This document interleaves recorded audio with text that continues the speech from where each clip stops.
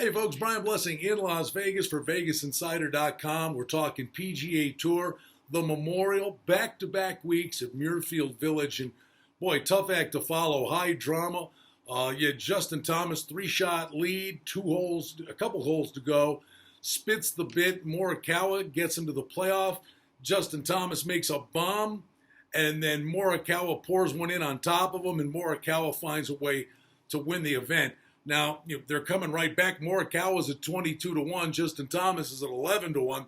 You wonder if they expended a little bit of energy there, but can they come right back? The one thing we should know, the actual favorite is Bryson DeChambeau, who's back on the beam playing incredible golf at 10-1. He's won in the past at Muirfield Village. But the thing is, just what you saw last week, winning score 19 under par, I would envision that there'll be a real opportunity.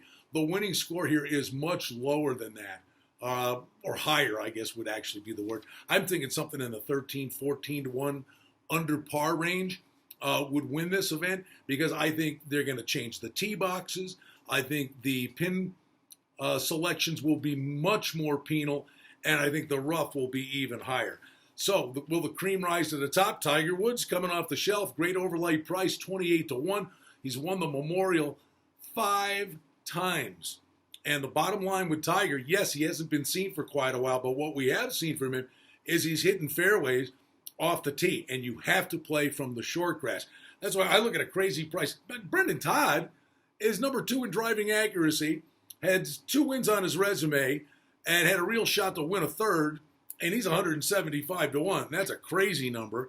And we do find some wild numbers. Now, we always say, don't go overboard with what you last witnessed. What you last witnessed, Patrick Cantlay shot a 64 last year on the final round to win the tournament, the Memorial. Then he comes back this past Sunday, shoots a 65 to finish tied for 7th. So everybody saw Cantlay. They're in love with what they saw on Sunday. And, he's sitting at 14-1. But Brooks Koepka is 25-1. Now, I pled the case for Koepka last week, and he failed miserably, but I think there's a real hidden nugget here. I think his game was sitting on tilt, and then he had to take 2 weeks off because his caddy got infected with COVID. He came out, he couldn't hit a fairway to save his life, but trying to make the cut on Friday, Koepka went haywire.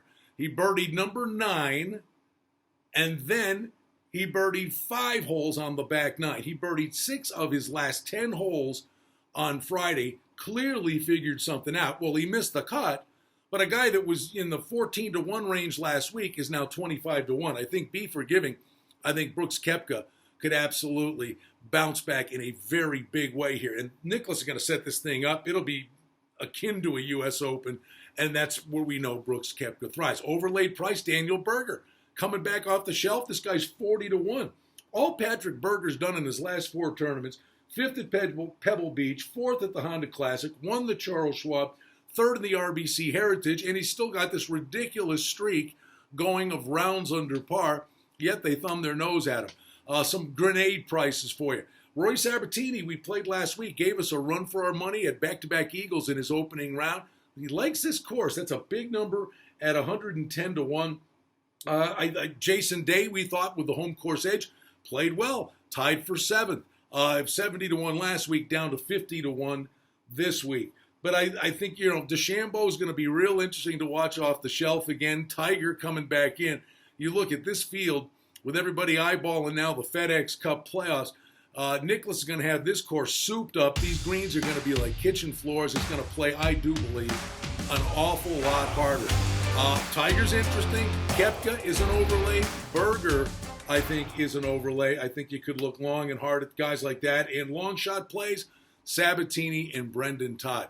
But I'm thinking you could see either or both Brooks Koepka and Tiger Woods contending on the weekend, which would make this a really entertaining event. Don't forget, back-to-back weeks, but the course won't be set up the way it was. I think it's going to play significantly tougher. That rough is going to be plush. The pin placements are going to be brutal. It's going to be great fun, a real opportunity for you to make some money. It's a treat to be with you here at VegasInsider.com talking about the PGA Tour. I'm Brian Blessing in Las Vegas, wishing you the best of luck with the Memorial Tournament at Muirfield Village this week.